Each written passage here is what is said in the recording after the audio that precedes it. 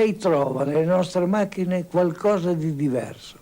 Non dico che sia sempre in meglio, no, ma qualche cosa di diverso. Perché? Perché c'è l'apporto intellettivo dell'uomo.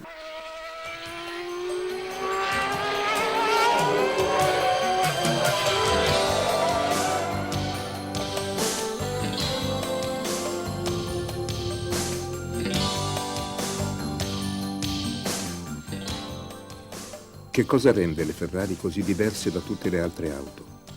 Sono macchine che nascono da una passione, in una fabbrica in cui dalle origini convivono l'avventura sportiva e la produzione di serie. Enzo Ferrari aveva un istinto naturale che lo guidava nelle scelte industriali e commerciali. Non era un tecnico, ma le centinaia di modelli progettati a Maranello avevano tutti la sua inconfondibile impronta. Erano stati discussi e approvati su questa scrivania, ora custodita con il vecchio ufficio del costruttore in una sala della Galleria Ferrari. Gli occhiali, la penna dall'inchiostro a viola e un'agenda ancora aperta sul 14 agosto del 1988. L'ultima pagina della vita di Ferrari.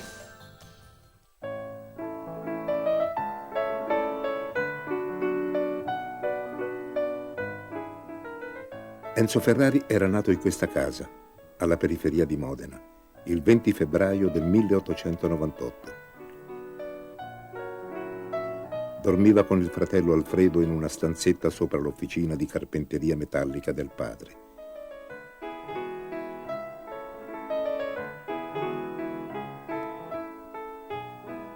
Sul muro, scolorito dal tempo, un nome che diventerà famoso. Ricordo che nel 1912 vidi una fotografia sulla stampa illustrata che si pubblicava allora a Torino di Raffaele Di Palma, che mi sembra avesse vinto in quell'epoca la 500 miglia di Indianapolis. Mi dissi: questo è un italiano, perché un giorno non potrei anch'io essere un pilota d'automobile? E tutti gli atti sono stati una conseguenza di questo sogno dell'adolescenza. L'ambizione, io non oserei dire che la mia è stato un progetto ambizioso, lo sarà diventato. Io penso che si possa parlare di coerenza. Io da ragazzo, essendo nato in un'officina, ho pensato all'automobile e l'ho sempre amata e ho sempre detto: un giorno arriverò anch'io a farmi una macchina mia.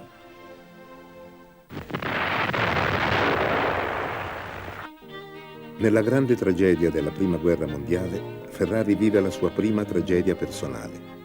Il padre e l'unico fratello muoiono nel 1916. L'officina viene chiusa. Rimasi paurosamente solo, scriverà più tardi.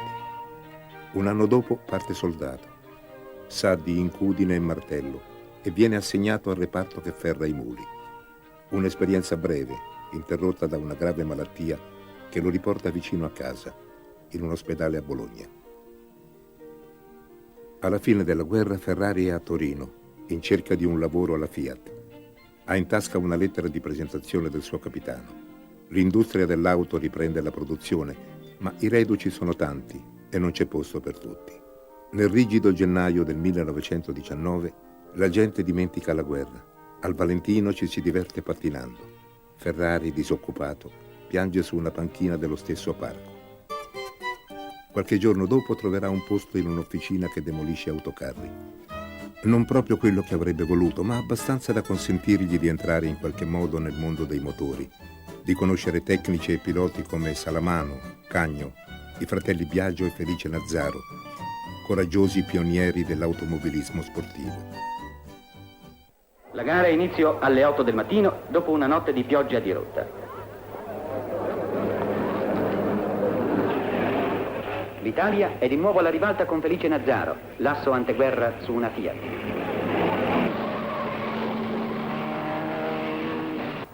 Nazzaro vince per l'Italia ad una media di poco inferiore ai 130 km orari, mantenuta per oltre 6 ore.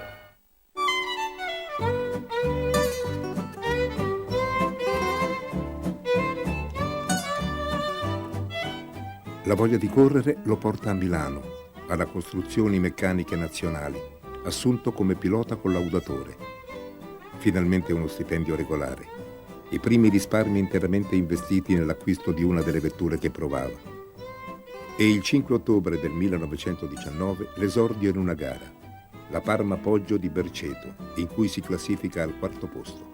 Niente male per un debuttante che già sogna di poter sfidare un giorno i campioni più affermati e di correre con le loro macchine. Ferrari frequenta ormai stabilmente il mondo delle corse. Conosce personaggi come Nicola Romeo, fondatore dell'Alfa, disputa alcune gare con la CMN, poi, insieme a un amico, compra, senza avvisare la madre ad Algisa, che non glielo perdonerà mai, una macchina più potente, un Isotta Fraschini. Ma è con l'Alfa Romeo che Ferrari muove i primi veri passi nella sua straordinaria carriera. Prima semplice cliente, poi collaboratore, infine, nel 1924, pilota ufficiale. A Lione si presenta la nuova squadra italiana dell'Alfa Romeo con la famosa P2, guidata da uno dei più grandi assi di tutti i tempi, Antonio Ascari. Il pilota del numero 19 è Enzo Ferrari. Ma in quella gara di Lione Ferrari non correrà. Fu forse per un veto della moglie, preoccupata dalla potenza della P2 Grand Prix, che inviò un telegramma di rinuncia dopo le prove, ufficialmente per ragioni di salute. Ma fu forse anche perché già cominciava a intravedere le possibilità offerte da una nuova carriera, quella di agitatore di uomini. Il suo compagno di squadra, Campari, vince la corsa su un'altra Alfa. Non ho avuto la possibilità di studiare, mi sono fermato a quella che una volta era la terza tecnica, che oggi equivale alla terza dell'obbligo. Però nella vita mi sono sempre contornato di persone molto colte, capaci e soprattutto pervase dal desiderio di avere successo.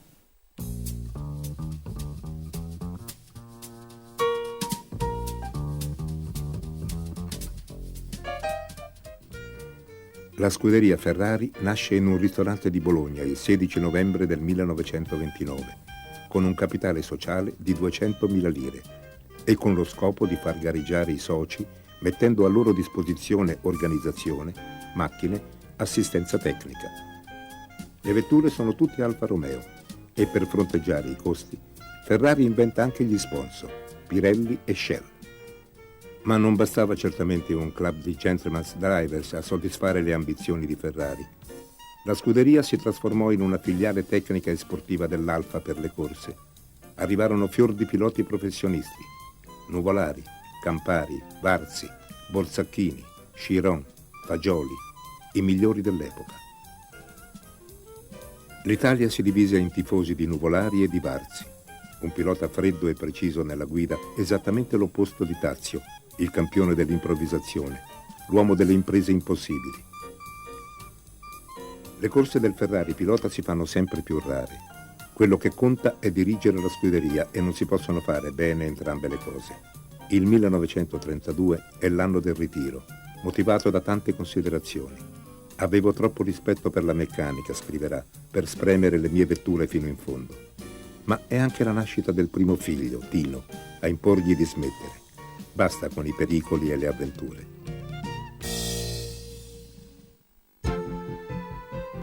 Anni 30. Anni di grandi sfide automobilistiche.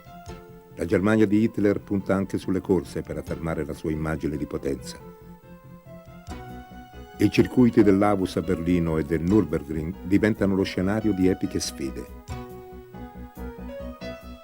Auto Union e Mercedes sono le auto da battere e pochi ci riescono.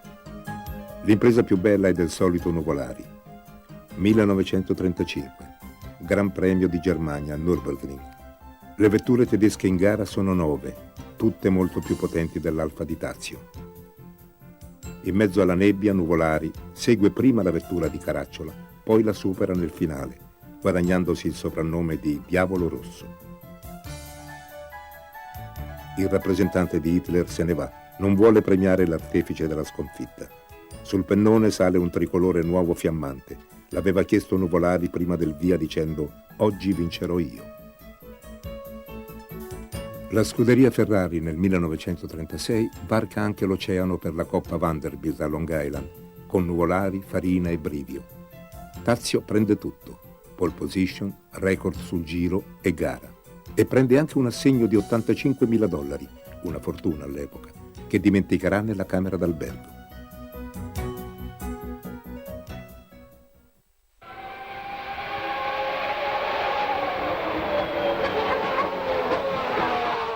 Ma perché Ferrari decise di diventare costruttore? Semplicemente che io sono stato licenziato dall'Alfa Romeo.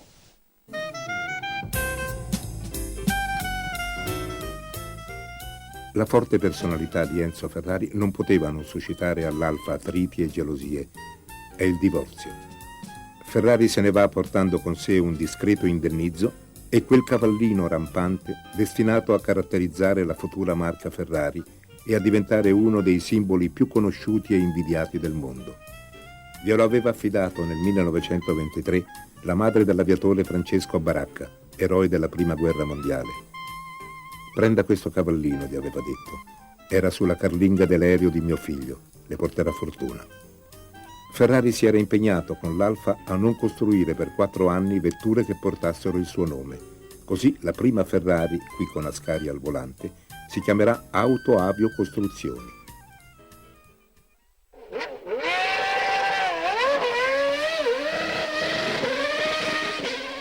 Io mi sono riportato alla prima impressione che ebbi nel 1919 di una vettura americana che aveva corso ad Indianapolis e che era la Packard 12 cilindri.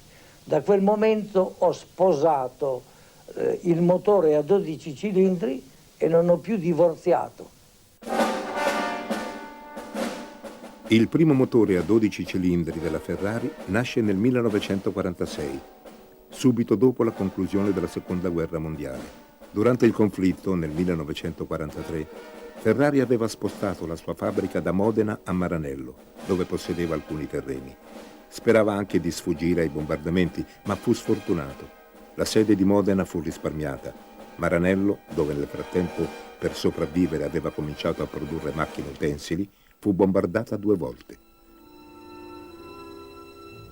Ora, quando io sono venuto a Maranello, in quel momento io ho pensato alla manodopera, perché qui potevo trovare degli ottimi contadini ma non dei meccanici.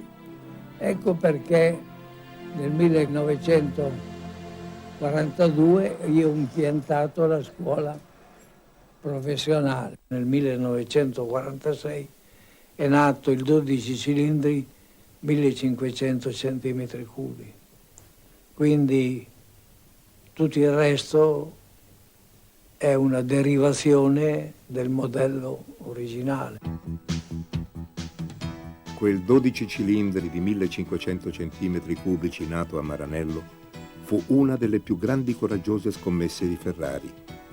Collaudato nel settembre del 46, scese in pista con la 125S l'11 maggio del 1947 sul circuito di Piacenza. Non vinse per un soffio, ma il primo successo della storia Ferrari arrivò 2 settimane dopo, il 25 maggio di 50 anni fa, sul circuito di Caracalla.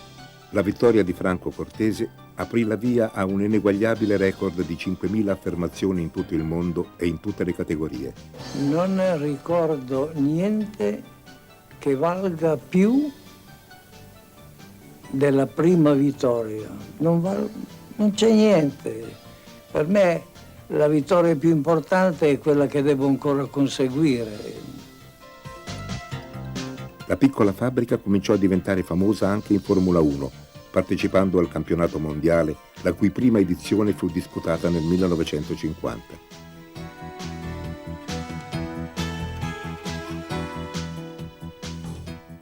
La leggenda di Enzo Ferrari prende forma in quegli anni. l'agitatore di uomini si avvale di alcuni dei migliori progettisti, come Gioachino Colombo e Aurelio Lampredi, e di vecchi piloti e nuovi, come Ascari, Villoresi, Gonzales e Fangio. Gonzales gli porterà il primo successo in Formula 1, a Silverstone, battendo l'Alfa Romeo.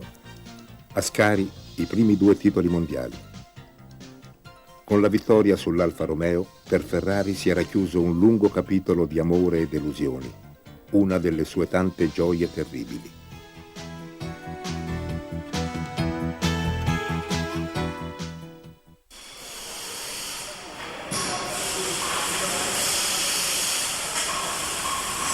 È ovvio che la macchina bisogna prima sognarla, per poi chiedere ai propri collaboratori se si sentono in grado di realizzarla, se condividono il sogno di chi vuole ottenere successo.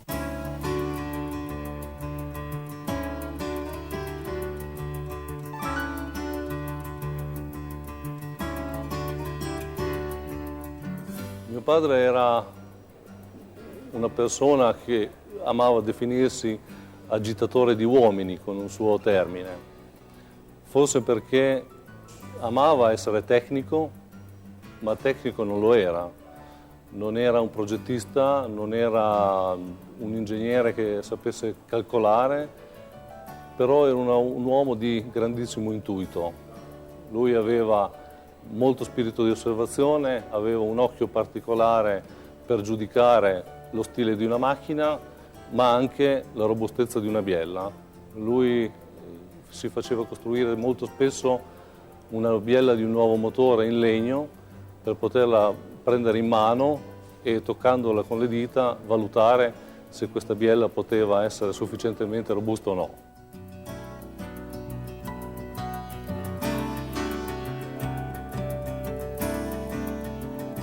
I miei rapporti con Enzo Ferrari sono stati indubbiamente di tipo molto particolare. 28 anni vicino a lui, diciamo l'uomo che sapeva cose che forse altri non sapevano, però io sono sempre stato un uomo che ha fatto da contraltare a Ferrari. Io sapevo che lui amava le persone che gli dicevano sempre di sì. Io purtroppo gli dicevo troppo spesso di no. E infatti tra me e lui c'era sempre baruffa, ma era una baruffa costruttiva, voglio dire. E devo dire che anche quando ci lasciavamo un po' in disaccordo, siccome quando io potevo avere detto il giusto, lui poi ritornava sui suoi modi di vedere e me lo diceva. E questo per me era estremamente appagante. Era un uomo che lavorava distinto, un pochino da questo punto di vista femmineo, un pochino donna, diciamo, cosa che non lo avrebbe affatto offeso se l'avesse sentito dire da me, anche allora.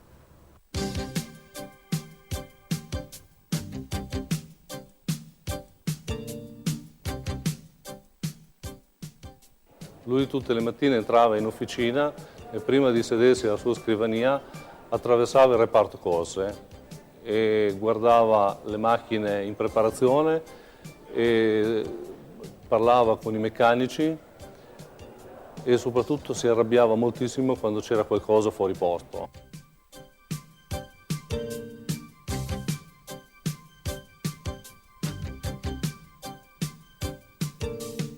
Amare l'automobile era la prima qualità, la prima dote che io dovevo scoprire nel mio interlocutore prima di assumerlo. A me era stato un compito quello di agitare dei problemi e di provocare delle riunioni e assistendo ai contrastanti pareri dei miei collaboratori, col modesto potere di sintesi di cui ho sempre disposto a prendere delle decisioni. Ferrari era tutta la sua vita, lui viveva nella sua azienda, lui amava la sua azienda non solo per il fatto di averla creata, ma perché era il suo regno. Lui non viaggiava e io penso perché qui era il re. Lui riceveva le persone più importanti del mondo, ma era seduto sul suo trono. Lui a Maranello veramente era se stesso.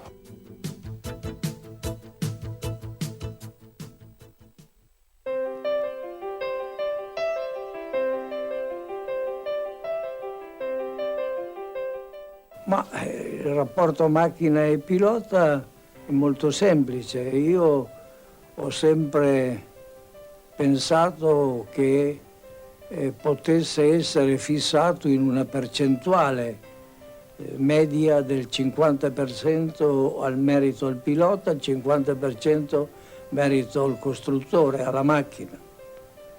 Ora stiamo vivendo un periodo nel quale intravediamo uno spostamento di questa percentuale di merito alla macchina con le nuove costruzioni, cioè l'affidabilità del mezzo sta prendendo una preponderanza sulle capacità del pilota.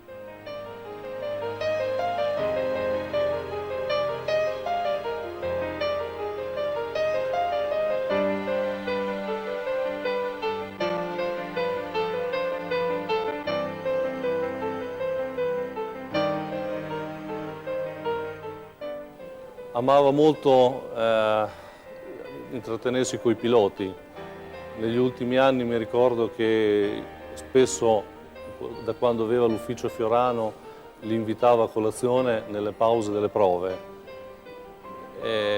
però cercava sempre di affezionarsi a loro non troppo, forse perché sapeva che il mestiere di pilota è estremamente difficile, estremamente rischioso, e quindi, come aveva potuto sperimentare tante volte, in caso di un evento tragico avrebbe sofferto di più. Tra tanti piloti, Gilles Villeneuve era l'unico a dare del tuo a Ferrari. Agli altri non l'aveva mai permesso. Lorenzo Bandini. Il rogo di Montecarlo colpì profondamente Enzo Ferrari, che per molti anni rinunciò a ingaggiare piloti italiani nella squadra di Formula 1. Tragedie come quelle di von Trips a Monza, di De Portago alla Mille Miglia, facevano ricadere sulle sue spalle responsabilità che gli erano estranee. L'osservatore romano arrivò a definirlo nel 1958, dopo la morte di Musso, un Saturno ammodernato che, fattosi capitano di industria, continua a divorare i propri figli.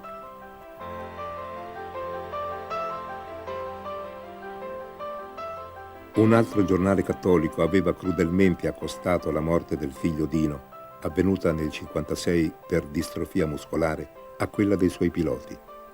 Ferrari si chiuderà sempre più a Maranello, l'italiano più famoso del mondo e anche il più solo.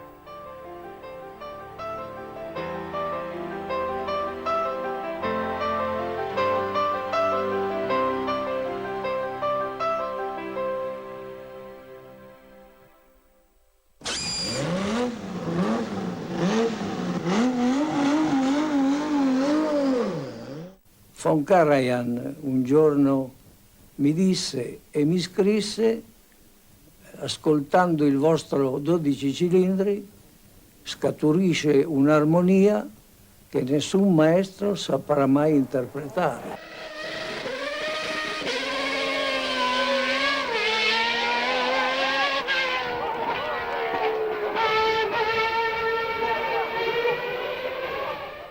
Per chi le conosce c'è il marchio, c'è il passato, c'è la quantità di vittorie che hanno avuto.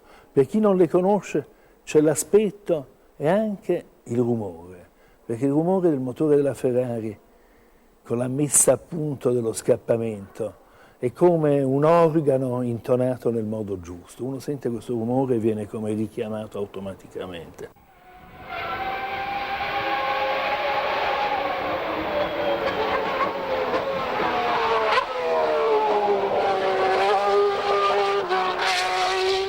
La Gran Turismo la prende uno che vuole differenziarsi dagli altri, chiedere alla vettura delle prestazioni istantanee che non può avere su altre macchine. Oggi non si va alla ricerca della velocità assoluta, oggi si va alla ricerca di velocità istantanee. Delle prestazioni estreme, e quando dico prestazioni non dico solo di velocità, ma dico di tenuta di strada, di freni, di sicurezza, di modernità, un bellissimo design, e quindi un disegno che faccia innamorare a prima vista, e un'emozione di guida unica, difficile da tradurre in parole, ma sensazioni irripetibili.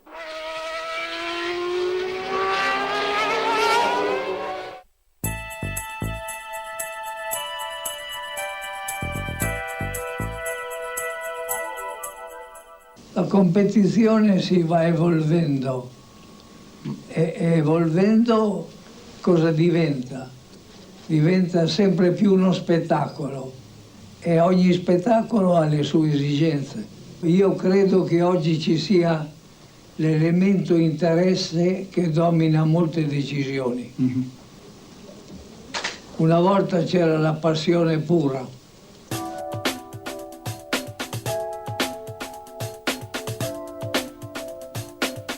All'inizio degli anni '80 il campionato del mondo di Formula 1 si stava trasformando in un grande spettacolo dominato dagli sponsor, dalle televisioni e dagli interessi commerciali. Tra i costruttori Enzo Ferrari, con l'aiuto del suo diplomatico direttore sportivo Marco Piccinini, fu in prima fila nel tentativo di comporre tante esigenze diverse che vedevano contrapposti gli assemblatori inglesi ai team più legati all'industria automobilistica. Solo chi era diventato ormai il grande vecchio poteva portare i contendenti al tavolo delle trattative a Maranello e siglare con loro quello che diventò il patto della concordia.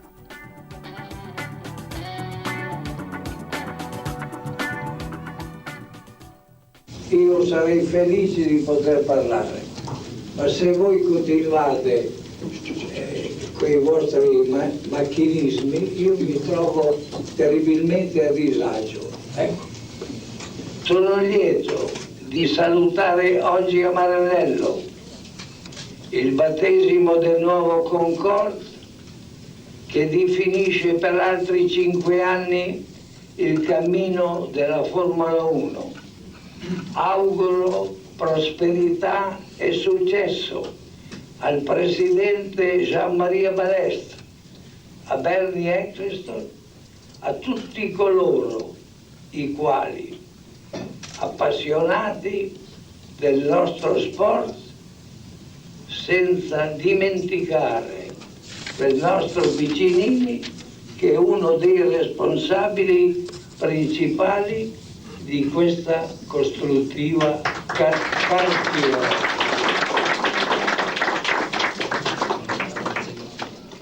Mio padre era un uomo che aveva, credo, prima di tutto un carattere molto forte, un carattere di grande personalità. È stato sempre descritto molto duro, a volte anche spietato, ma era molto esigente con tutti i suoi dipendenti, con me prima di tutti, ma era anche un uomo che aveva degli slanci di generosità e di tenerezza che però non ha mai pubblicizzato. Forse non voleva farlo sapere, voleva coltivare la sua immagine di uomo deciso, di uomo duro. Mio padre era anche pilota, era stato pilota, amava guidare, guidava anche lui con uno stile abbastanza duro, aggressivo, guidava le sue Gran Turismo e mi ricordo una sera sull'Autostrada del Sole provammo una Super America, venivamo da Bologna molto tardi la sera e a quei tempi il traffico era praticamente inesistente. E mio padre a un certo punto mi disse: ma c'è una luce dietro, c'è qualcuno che ci segue? Non c'era nessuno, era solo la luna, c'era una magnifica luna piena, era la luna che ci seguiva, quindi questo è un bel ricordo di mio papà al volante. Ho un nipotino che abbiamo chiamato Enzo, spero che questo nome sia di augurio, di buon auspicio. Mi auguro che lui possa vedere nel suo futuro magari un interesse per l'automobile, una passione per i motori, che credo male non faccia. L'automobile fa parte della vita dei nostri giorni, non so se gli piacerà la Ferrari o gli piaceranno le motociclette, in ogni caso spero che lo spirito di famiglia sia tramandato anche in lui.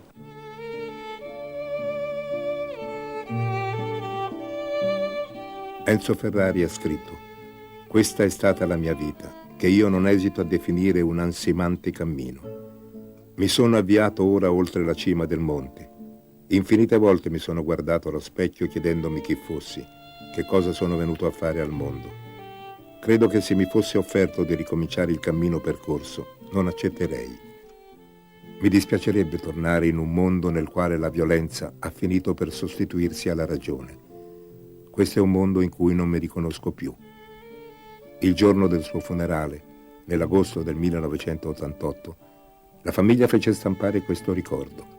Ho dedicato la mia vita all'automobile, una conquista di libertà per l'uomo.